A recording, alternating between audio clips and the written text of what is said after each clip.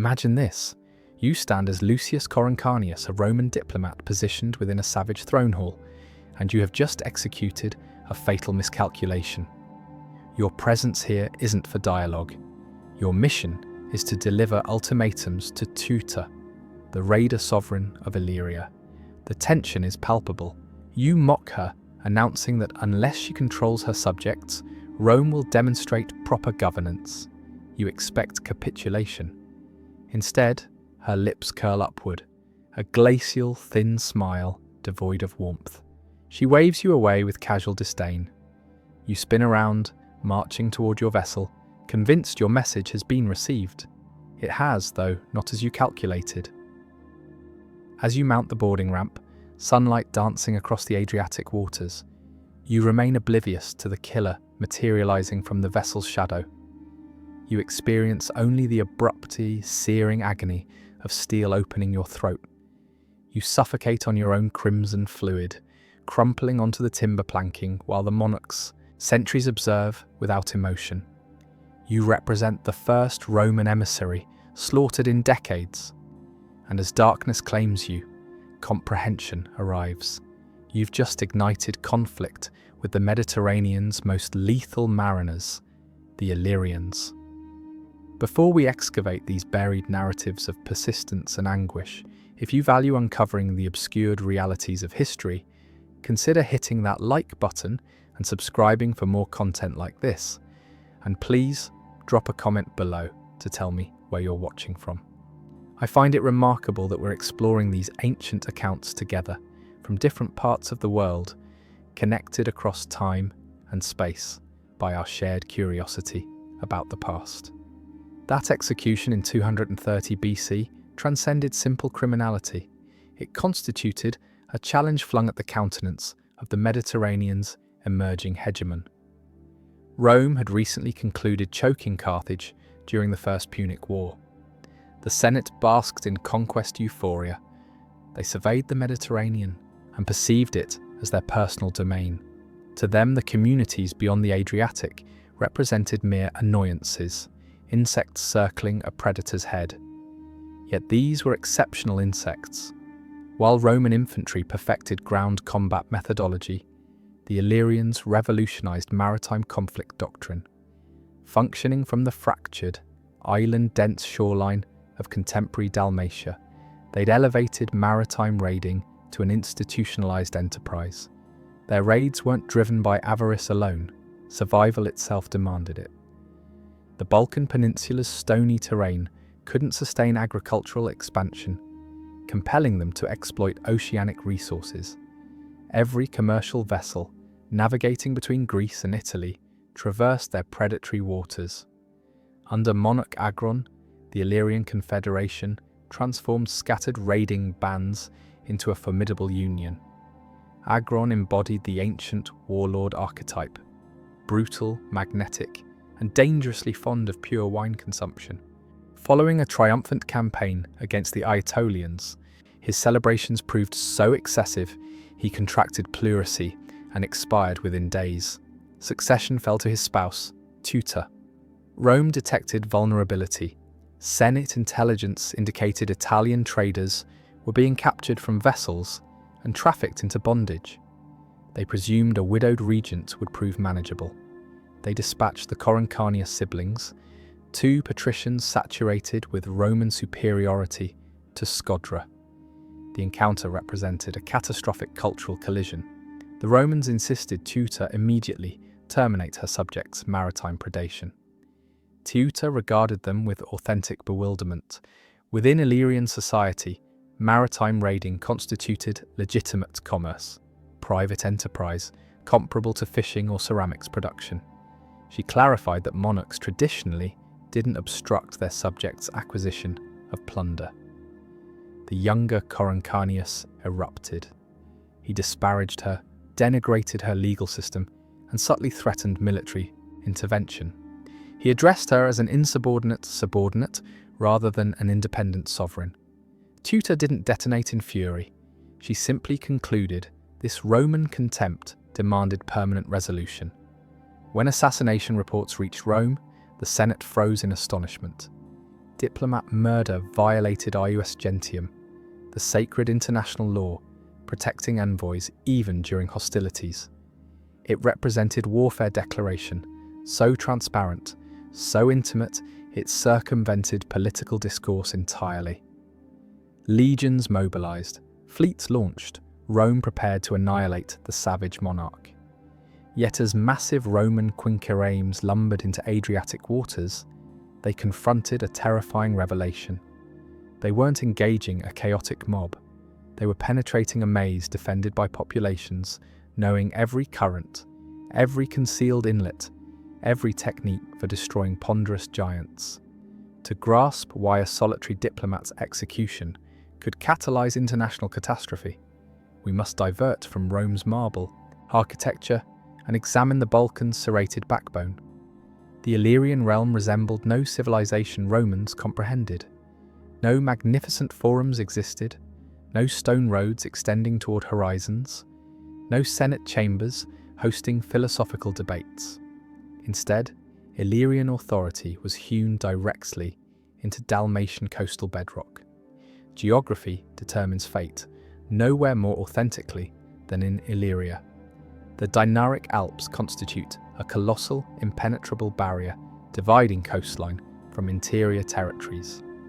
For Roman commanders, this landscape presented logistical catastrophe, supply bottlenecks, and ambush corridors. For maritime raiders, it represented deity-constructed fortification. The shoreline comprises a fractured tapestry exceeding 1,000 islands, concealed inlets, and profound, serpentine fjords. Vessels could dissolve into this labyrinth instantaneously, concealed from pursuit by towering limestone precipices dropping vertically into oceanic depths. A pursuing fleet could watch a target vessel vanish around a rocky outcrop, only to discover upon rounding the same formation that dozens of identical passages branched in every direction. The Adriatic's unique meteorology compounded this advantage. Sudden squalls would materialize without warning, transforming placid waters into churning chaos. This unforgiving environment dictated economic systems entirely. Coastal rocky soil proved ungenerous, producing minimal grain or olive harvests. The thin layer of earth covering limestone bedrock couldn't support extensive agricultural operations. Summer droughts were too severe, winter rains too violent. Survival necessitated external focus toward lucrative trade corridors connecting Greece and Italy. The Illyrians observed heavily laden merchant vessels sailing past their shores, carrying grain from Egypt, wine from Greece, olive oil from Sicily. These ships represented mobile warehouses of wealth.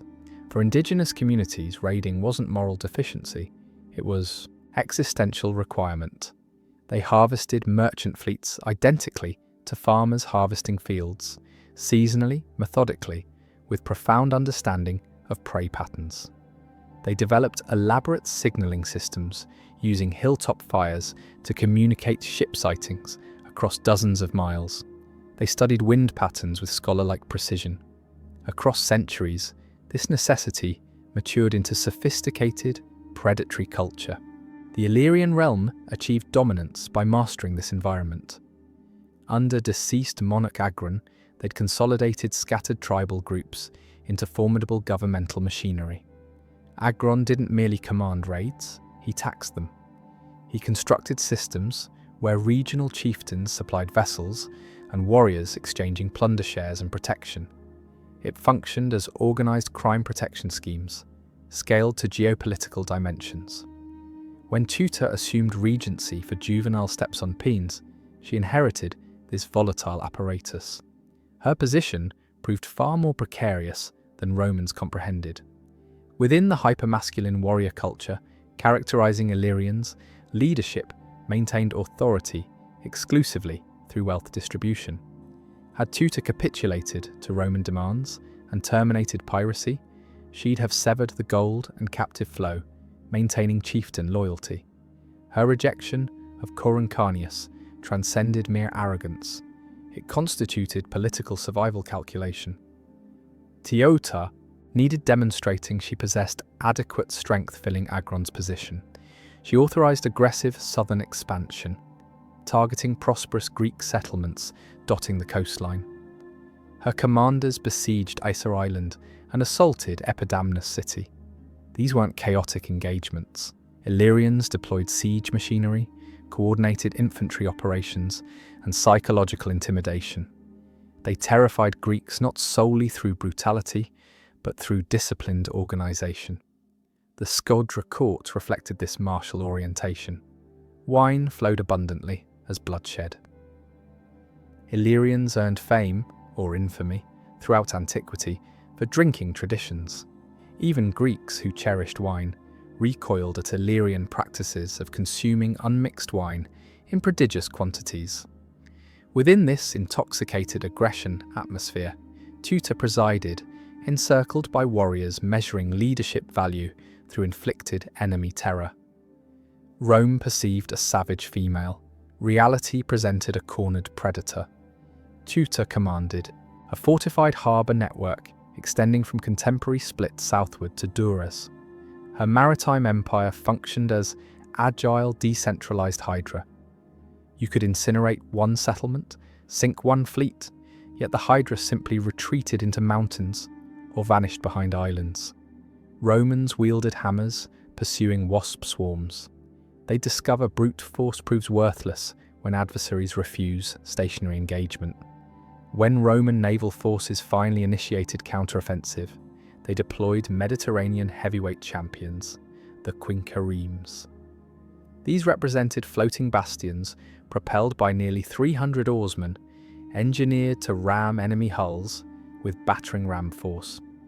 Individual Roman vessels constituted engineering marvels, transporting 120 marines prepared to board and slaughter anything encountered. Against Carthage, this brute force strategy succeeded. Yet the Adriatic wasn't open ocean, and Illyrians eschewed fair combat. Deep within Liburni shipyards, a tribe celebrated for naval innovation, Illyrians perfected a weapon transforming maritime history. They designated it the Liburna. If Roman quinqueremes represented sledgehammers, Liburnae represented daggers. They were compact, undecked, propelled by single oar banks, typically crewed by 50 warriors. They lacked heavy rams, towering superstructures, or substantial armour. To Roman admirals, they resembled toys. This underestimation proved lethal. Liburna possessed attributes Romans couldn't duplicate: velocity. These vessels featured shallow drafts, enabling them to skim over submerged reefs and ascend shallow river deltas where massive Roman quinqueremes grounded. But speed alone doesn't win naval engagements. It's tactical deployment that matters. Liburna crews had perfected techniques studied by naval theorists for centuries. They could execute precise 90-degree turns at full rowing speed, something massive quinqueremes couldn't attempt without losing oars or capsizing. They could beach on rocky shores where Roman ships would shatter, then relaunch within minutes. In the turbulent, unpredictable Dalmatian coastal waters, Liburna pirouetted, while quinqueremes floundered. The Illyrians understood something fundamental. In confined waters, the largest ship isn't the most powerful, it's the most vulnerable. A quinquereme required dozens of yards to maneuver. A Liburna could spin instantly. When Roman commanders ordered their massive vessels into island chains, they discovered their greatest strengths had become catastrophic weaknesses. Their rams were useless if they couldn't catch opponents. Their marines stood idle while Illyrians danced beyond grappling distance. Illyrian tactics embodied naval guerrilla warfare principles. They never arranged traditional, decisive engagement formations Romans preferred. Instead, they functioned as wolf packs, coordinating through pre-arranged signals. 4 or 5 Liburnae would swarm isolated Roman transports in carefully choreographed attacks. They didn't ram, they overwhelmed. The lead Liburna would feint toward the bow, drawing defensive attention, while 2 more struck simultaneously from port and starboard quarters. Exploiting velocity, they'd pull alongside, lash vessels together, with pre-prepared grappling lines and flood enemy decks with ferocious infantry before Romans could rotate heavy ballistae or organize defensive formations. It constituted mathematical nightmare. Roman warships demanded fortunes constructing and months training crews. Illyrian liburni could be constructed within weeks from local timber and crewed by any village's fishermen. Teuta could sacrifice 10 vessels, destroying one Roman ship and still profit from the exchange. This technology proved so effective, it terrorized merchant communities. Liburni didn't remain confined to the Adriatic. The Illyrians had democratized naval aggression. You didn't require state treasuries threatening empires. Rome discovered itself shadowboxing. Legions would disembark on islands, discovering abandoned villages and departed Illyrian fleets. The invincible Roman navy hemorrhaged from countless minor wounds, unable to engage adversaries, refusing civilized warfare protocols.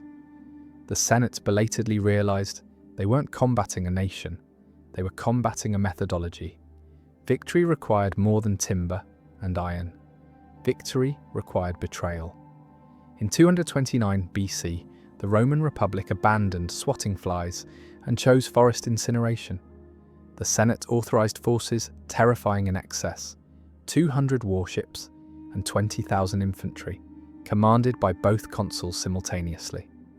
This transcended policing operations. This was annihilation force. The sheer water displacement generated by Roman fleets crossing the Otranto Strait transmitted messages vibrating through every Illyrian vessel's wooden hull. Yet the Illyrian wars wouldn't be determined by prow collisions or arrow storms. They'd be determined within one individual's mind, Demetrius of Pharos. Demetrius was Queen Teuta's most competent commander. He'd been entrusted defending Corcyra, contemporary Corfu, the Adriatic's strategic key. He commanded garrisons capable of months-long resistance, yet Demetrius possessed traits common among successful pirates: complete loyalty absence toward anything except personal survival. As Roman armadas darkened horizons, Demetrius calculated. He observed Teuta's regency crumbling under her own ambition's weight.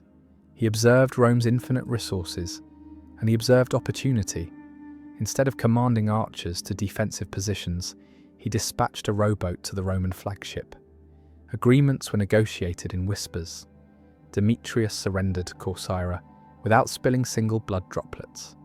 Reciprocally, Romans promised installing him as client monarch. It constituted Roman statecraft mastery. They didn't merely defeat Illyrians, they decapitated them.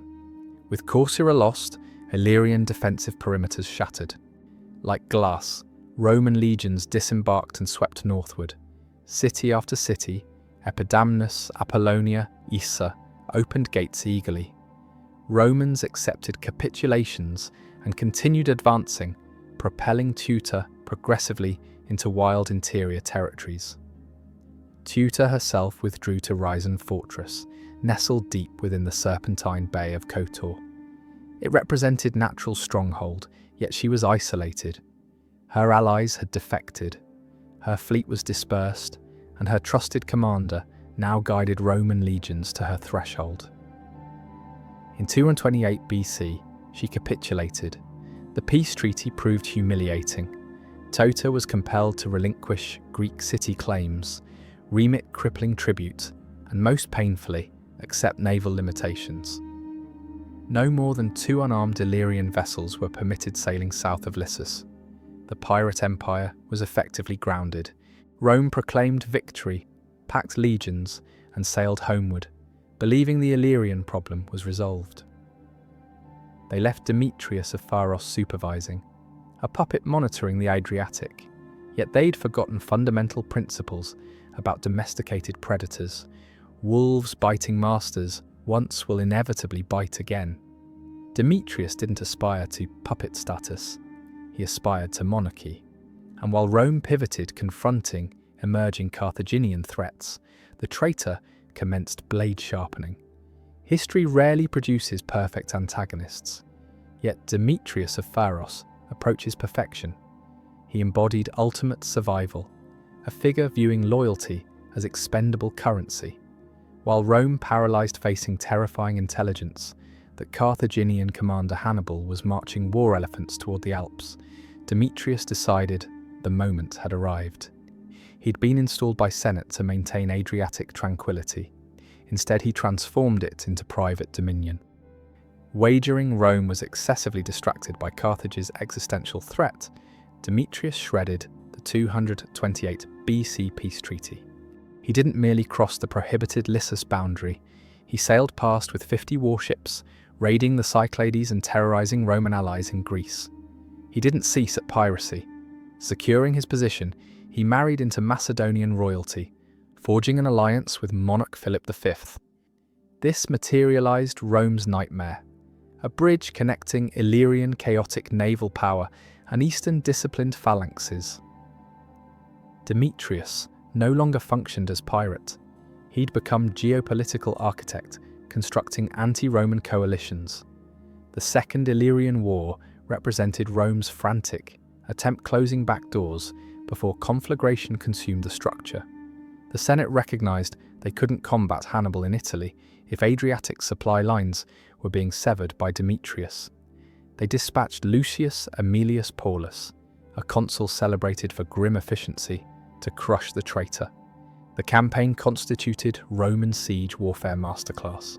Within 1 week, the impregnable Demal fortress was stormed and captured.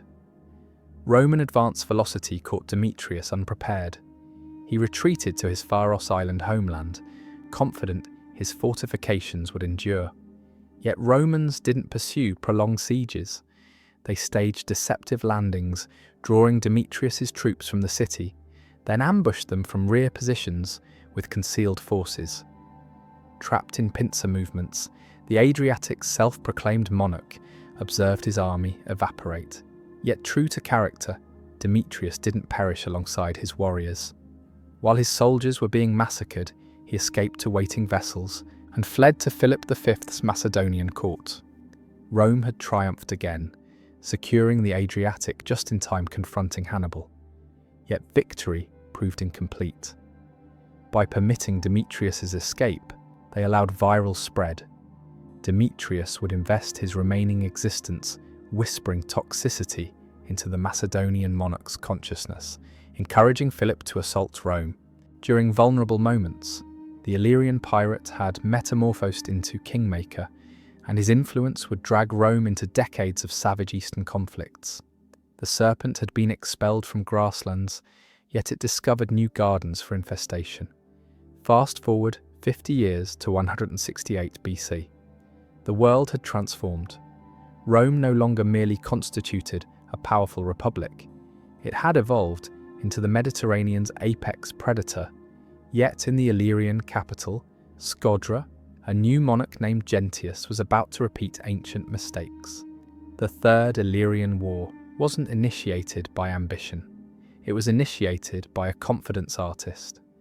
The Macedonian monarch Perseus was desperate for allies against the Roman juggernaut. He examined Gentius and perceived a useful fool. Perseus offered the Illyrian monarch a staggering sum, 300 silver talents, to defect and assault Rome. The subsequent negotiation ranks among history's most tragic comedies. Gentius, suspicious of hollow promises, demanded visual money confirmation. Perseus's envoys actually transported the silver to Illyria, permitting Gentius to stamp his royal seal on wax safeguarding the treasure. Satisfied the fortune was secured, Gentius committed the irreversible betrayal action. He arrested 2 Roman ambassadors and imprisoned them. It represented the point of no return. Yet the instant arrest intelligence reached Macedonia, Perseus withdrew the offer. He commanded the silver bearers to reverse direction and return the money home.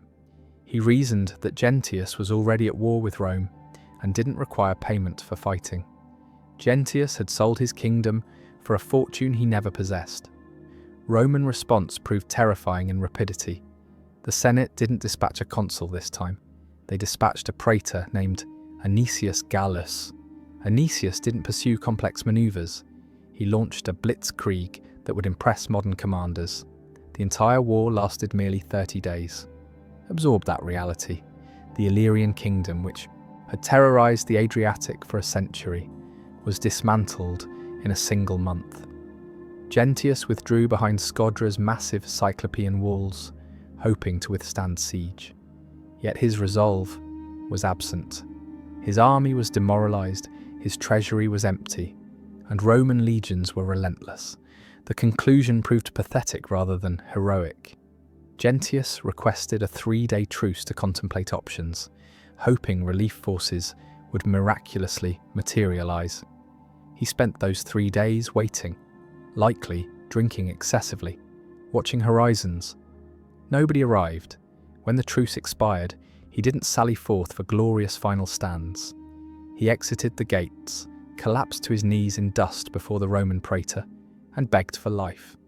Rome demonstrated no mercy. The kingdom was dissolved. Gentius and his entire family were shackled and paraded through Roman streets in Anicius's triumph. As crowds cheered witnessing the barbarian monarch in chains, Illyria's independent history concluded in whimpering fashion. The pirate empire was deceased, yet for common people remaining in the Balkans, genuine horror was just commencing. The war had concluded, yet exploitation was just commencing.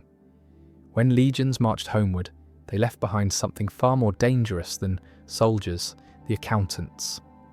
Rome didn't annex Illyria to construct schools or roads. They came to drain it. The Senate applied their favoured geopolitical formula, divide et impera, divide and rule. The once unified kingdom was carved into 3 separate autonomous districts. Rome prohibited marriage and commerce between these districts. The goal was shattering the national identity that had produced monarchs like Agron and sovereigns like Teuta. Yet political division was merely the appetizer. The main course was economic extraction. Romans arrived with insatiable hunger for silver, and the ancient Balkans sat upon veins of it. To manage this, the Senate didn't utilize government officials. They leased tax collection and mine operations to private corporations known as publicani. These were the ancient world's venture capitalists, yet armed with swords.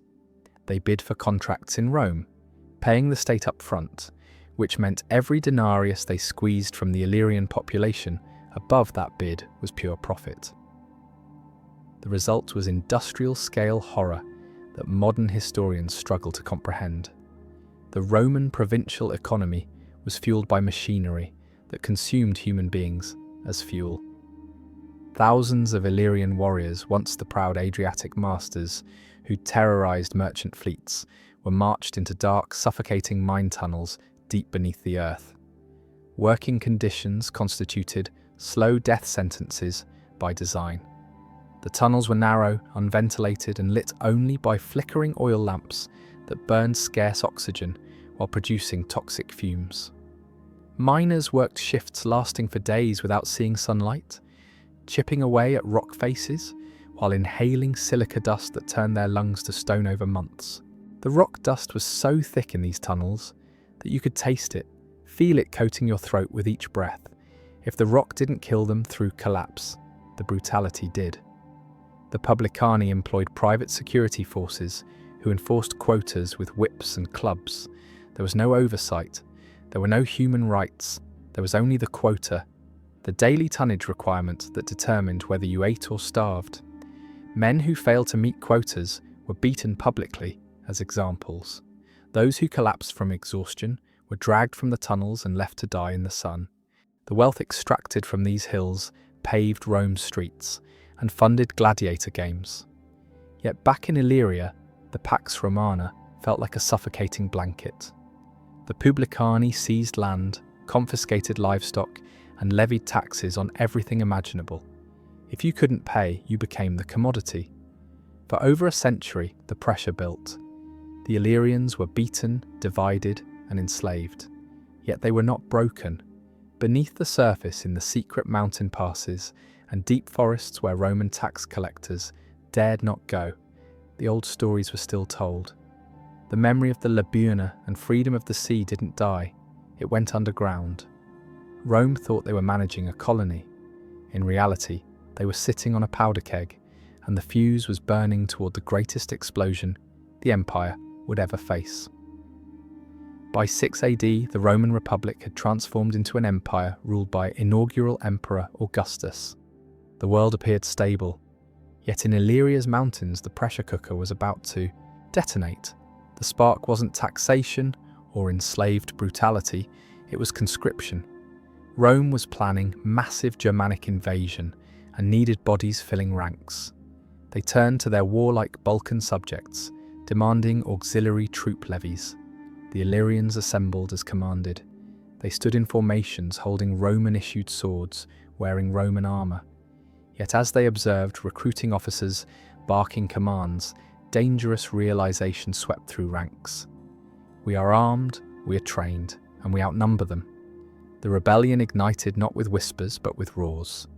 Led by chieftain Bato the Dicitiate, Illyrians turned weapons against their officers. Within days the revolt spread like wildfire. Another leader, Bato of the Bruci, joined the cause. The two Batos united tribes, in ways neither Agron nor Teuta ever could. This was the Bellum Batonianum, the War of the Batos. It wasn't distant border skirmish, it was existential crisis. The rebels weren't merely defending homes, they were marching on Italy. Panic seized Rome with iron grip. For the first time in centuries, the Senate debated in terror rather than confidence. Emperor Augustus, usually embodying stoic composure, stood before the Senate and proclaimed in shaking voice that unless drastic measures were adopted immediately, the enemy could be within sight of Rome within 10 days. The statement sent shockwaves through the chamber. Senators who'd spent careers discussing taxes and roads suddenly faced existential crisis. The empire went into total mobilization, unprecedented since Hannibal crossed the Alps. Rome stripped provinces of garrisons, leaving them vulnerable to external threats. They purchased freedom for thousands of slaves just to fill uniforms with bodies capable of holding shields. Freedmen who'd never held weapons were pressed into service. Future Emperor Tiberius was recalled from the German front, where he'd been winning glory to lead defense of Italy itself, a humiliating admission of inner desperation. What followed was the most brutal conflict Rome would fight until barbarian invasions centuries later. Rome ultimately fielded 15 legions, over half their entire military strength, along with equal numbers of auxiliaries drawn from every corner of the empire. We're discussing nearly 200,000 troops deployed to crush a piece of land the size of modern Bosnia. The financial cost was staggering, nearly bankrupting the imperial treasury and forcing Augustus to melt down his own silverware to pay soldiers. The war dragged on for 3 bloody years of mountain warfare, unlike anything Rome had experienced. The Illyrians fought with ferocity of warriors, knowing this was their last chance for freedom or annihilation. They exploited terrain masterfully, luring heavy Roman columns into mountain ambushes where superior numbers meant nothing. They cut supply lines with guerrilla raids, forcing Romans to forage in hostile territory. They refused decisive battles, melting into forests when confronted. Rome couldn't win by battle, so they won by starvation and systematic destruction.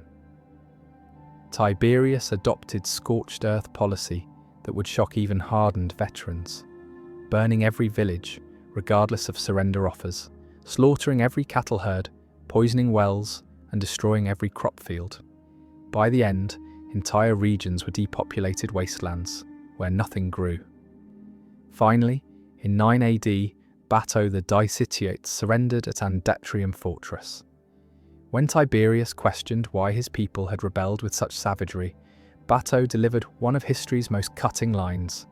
"You Romans are to blame, for you send as guardians of your flocks not dogs or shepherds, but wolves." The revolt was crushed, yet the cost was astronomical. The Illyrians had proven they were the toughest fighters in the known world, and Rome, ever pragmatic, decided that if they couldn't destroy this spirit, they would purchase it.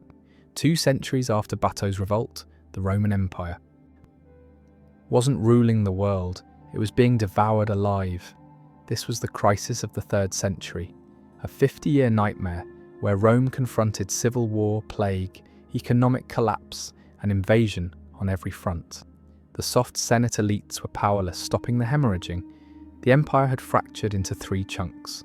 Rome's end seemed inevitable. Yet salvation didn't originate from Italy's noble families. It originated from the hard limestone hills of the ancient Balkans. After the Great Revolt, Rome had absorbed its lesson. Instead of combating Illyrians, they recruited them. The legions became filled with warriors from Dalmatia and Pannonia. Warriors who grew up in saddles, worshipped soldier gods, and viewed warfare as natural existence. By the mid-3rd century, the Roman army was effectively an Illyrian army, and since the army now selected emperors, the barbarians effectively captured the throne. Enter Aurelian. Born to a humble peasant family in Illyria, he ascended ranks not by lineage, but by the sheer quantity of enemies he eliminated in combat. His warriors called him manus ad ferrum, hand on iron, because he was never without his weapon, even sleeping with sword in reach. When he seized the purple in 270 AD through military coup, he inherited a corpse. The empire was shattered beyond recognition. Goths were ravaging the northern provinces unopposed.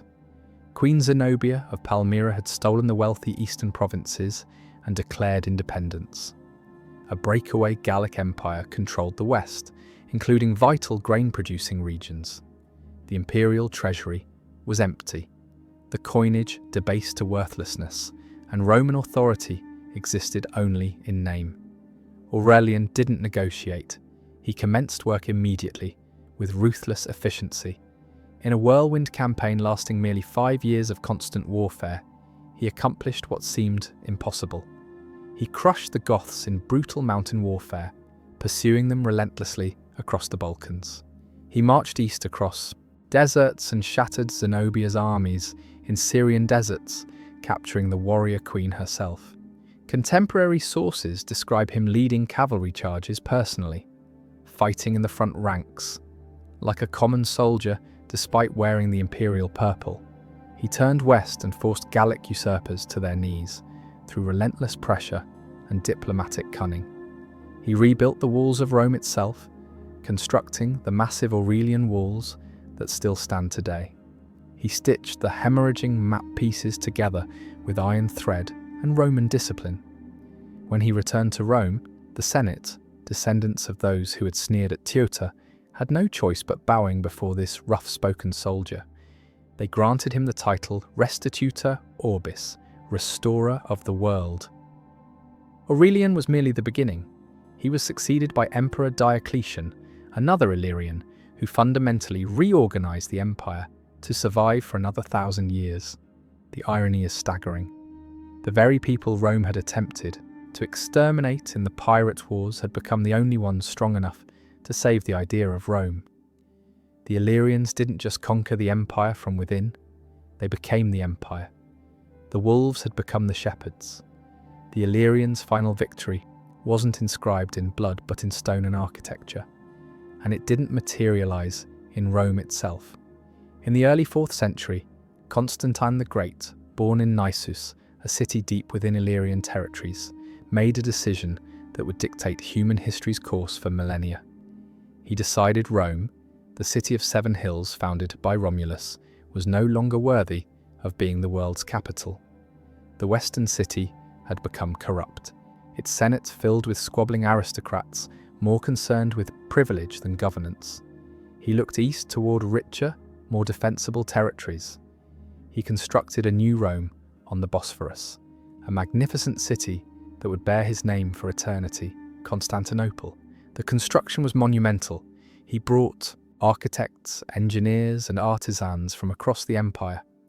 He stripped pagan temples of their treasures to fund Christian churches. He built massive defensive walls, harbours capable of housing entire fleets, aqueducts supplying fresh water, and forums rivaling anything in old Rome.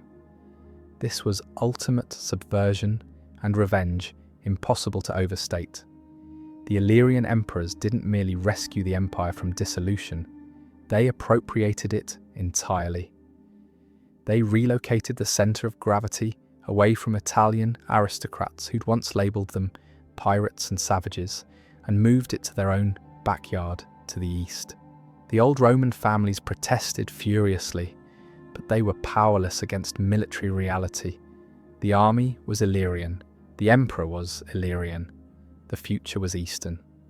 The Byzantine Empire that followed, which preserved classical civilization's light for another 1,000 years, while Western Europe plunged into Dark Ages chaos, was constructed on foundations laid by Illyrian pragmatism and military genius.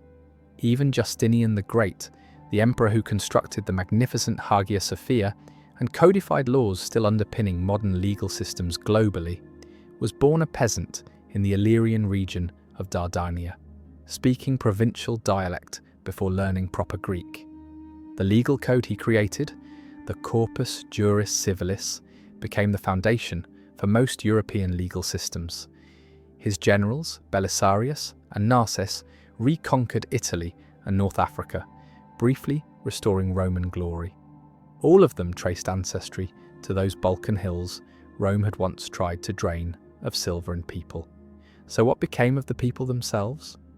Did they vanish into historical obscurity? History is frequently authored by conquerors who erase the conquered. And when Slavs swept into the Balkans during the 6th and 7th centuries in massive migrations, the Illyrian name faded from maps and official records. The newcomers absorbed, displaced, or intermixed with existing populations, yet populations who survived Greeks, Celts, and Romans through 3,000 years of continuous warfare don't simply disappear without trace. Linguists and historians trace direct lineage from ancient Illyrians to modern Albanian populations. The Albanian language constitutes a unique Indo-European tree branch, a living fossil likely preserving tribal speech that once defied Roman legions in mountain passes. It shares no close relatives with neighbouring Slavic, Greek, or Romance languages, standing alone as testaments to ancient roots. In Albania and Kosovo's high mountains, where topography still protects traditional ways, clan traditions persist. The fierce honour code, known as the Kanun, governing blood feuds and hospitality, and the unyielding independent spirit echo Queen Teuta and King Agron's world across the millennia. The Albanian Highlanders' reputation for fierce independence and martial prowess mirrors their ancient predecessors, who made Rome bleed for every inch of coastline. The saga of the Illyrians constitutes history's most extraordinary reversal of fortune. They began their journey as Rome's adversaries, branded as outsiders, uncivilized raiders, maritime criminals. Roman armies hunted them, conquered their territories, carved up their kingdom, and forced them into bondage, yet annihilation eluded Rome's grasp. These supposedly primitive pirates penetrated the imperial system, designed to destroy them, climbed to occupy the emperor's throne itself, and guided Western civilization's ship when it was sinking beneath the waves. When Lucius Coruncanius stood before Queen Teuta in 230 BC radiating contempt, convinced he was confronting barbarism personified, he possessed no comprehension that he was gazing upon the bloodline that would rescue Rome from collapse. Italy's eagle may have claimed divine mandate, yet across centuries that followed, Illyrian warriors from the Balkans kept that eagle aloft, when Roman aristocrats had abandoned all hope. If this excavation of the Adriatic's forgotten kingdom resonated with you, please hit that like button and subscribe to the channel. It signals to the algorithm that uncovering buried history has value. And I'm eager to hear your perspective in the comments section below. Could Rome have weathered the 3rd century crisis without these Illyrian soldier emperors ascending to power? Or was imperial dissolution inevitable, regardless of who claimed the purple?